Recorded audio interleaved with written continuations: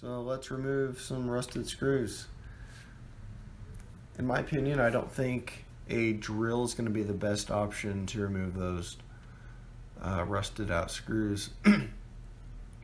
While they are brittle and crumbly, where you can't take them out with a screwdriver, I still think if you try to drill through them, you'll eventually meet some harder material in there, and your drill bit will walk to the side and puncture through the plastic trim piece. So let's go ahead and see about removing them from the inside of the vehicle. So you pop your plastic cap off. That's a 12mm nut.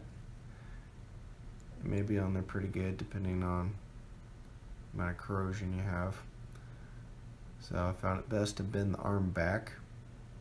That'll help you pull the whole arm straight off the shaft. It's got some splines on there. Grip it pretty good sometimes. So let's go ahead and start prying off some plastic paneling. Yep, you're probably going to break some of those little plastic clips, but they're dirt cheap at your automotive store.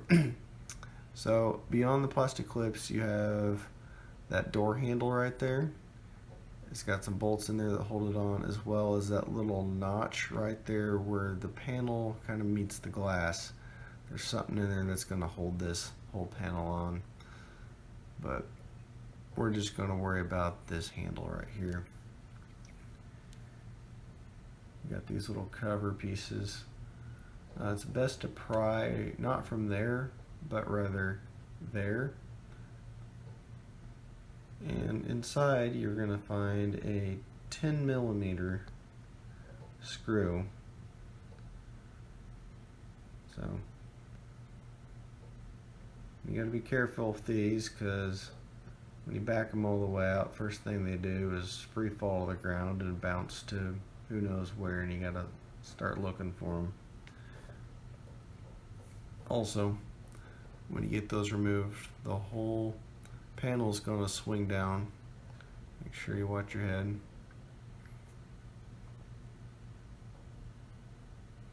Look inside. We're going to remove 3 bolts. Phillips head, screwdriver, or 10mm socket will do the job. This is for the power window motor. When you got those removed, you're going to pull it back. Keep in mind there's a motor shaft sticking through that door, so back it straight out. Just let it hang there by the wire.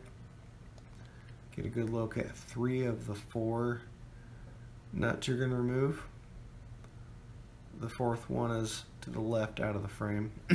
Found a 10mm socket, does the trick best for those 4 nuts. Not really much room to get a socket in there.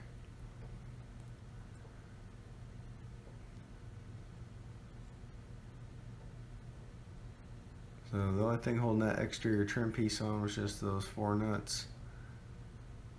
So let's go ahead and gently slide out the trim piece.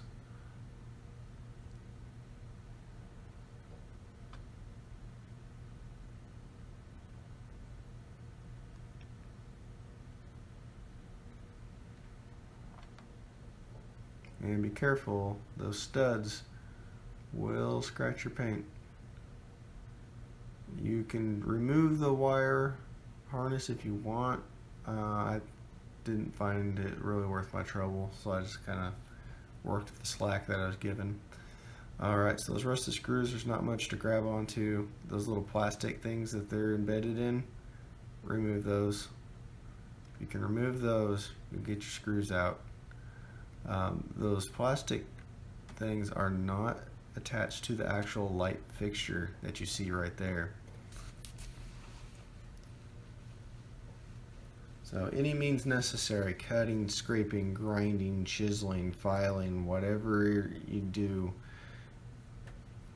just leave a comment, tell me what worked best for you. I kind of used vice grips, wire cutters, screwdrivers, and needle nose pliers to kind of pick and pry chunks of the plastic out. So it'll honestly take the majority of your time on the whole project is just getting those screws out.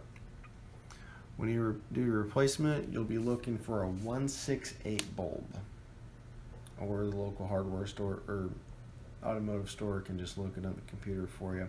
If you're working with LEDs, get your polarity right. When you hook them up, before you put everything back together, turn your car on, turn the lights on, and make sure those bad boys light up.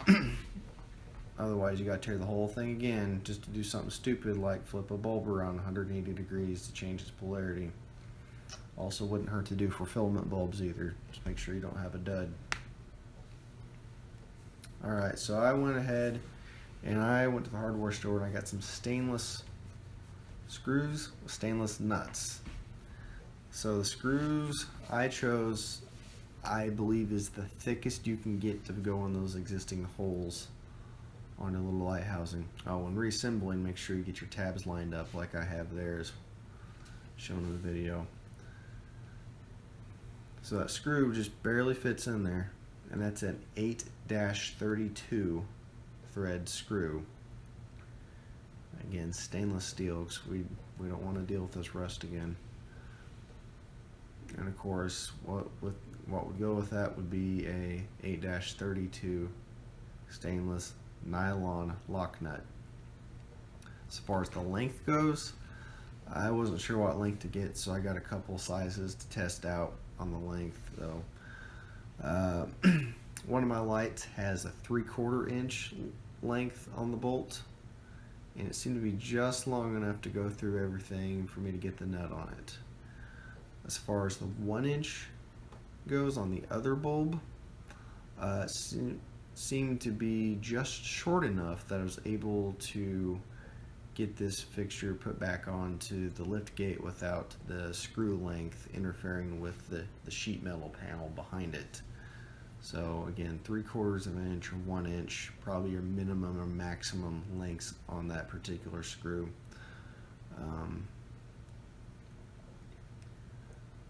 So, and of course, you want to use nylon lock nuts. If you can't find nylon lock nuts, you can probably use some Loctite or some epoxy, something in there just to hold that nut tight.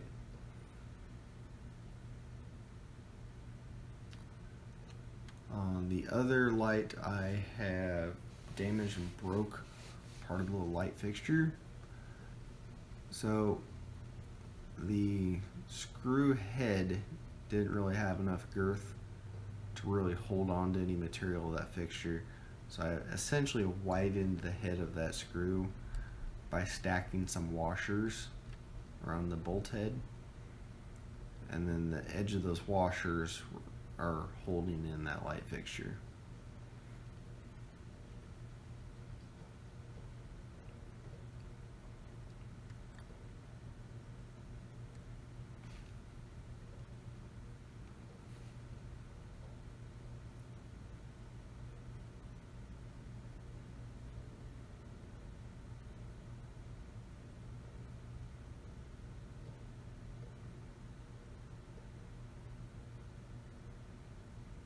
So, while the new one isn't all that pretty, it certainly beats the heck out of looking at the old screws.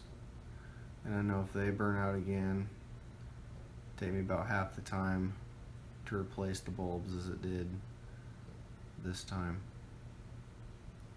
So, as far as reassembly goes, a couple things. If you bothered to remove that wire harness for the piece, you want to make sure you reattach that wire harness. When you're reattaching the wiper arm with the splines, take your time on this. If you have the arm bent back, make sure you fold it down and see how it lines up with your rest pad on the back of the lift gate. First time I did this, when I folded it down, I was sitting about 1 inch above the rest pad, so I had to take it back off, turn it a few degrees, and then rechecked it and it was okay. So might save you a couple minutes there just by double checking where your wiper rests before you actually put the nut and the cap back on there. As far as when you're putting the interior door handle back on, look at it. There should be a little pin on one side, like a little plastic pin, a little peg.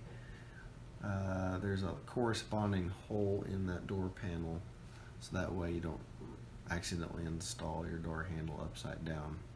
It only goes one way. So if you found any better ways of doing this, just drop a comment below. And that, peace.